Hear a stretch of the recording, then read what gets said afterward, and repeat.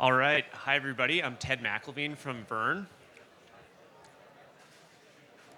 So, I'm here to talk a little bit about hydrogen and how we're solving the hydrogen storage problem.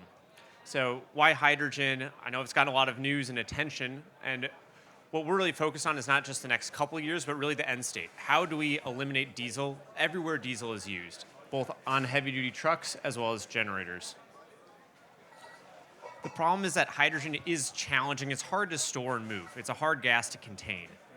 And it's contained today as a compressed gas or a liquid. They both present challenges. Compressed gas is too low in density, a liquid is very expensive to liquefy.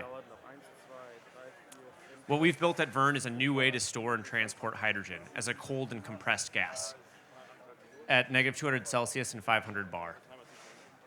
This combination of cold and compressed really maximizes the hydrogen density.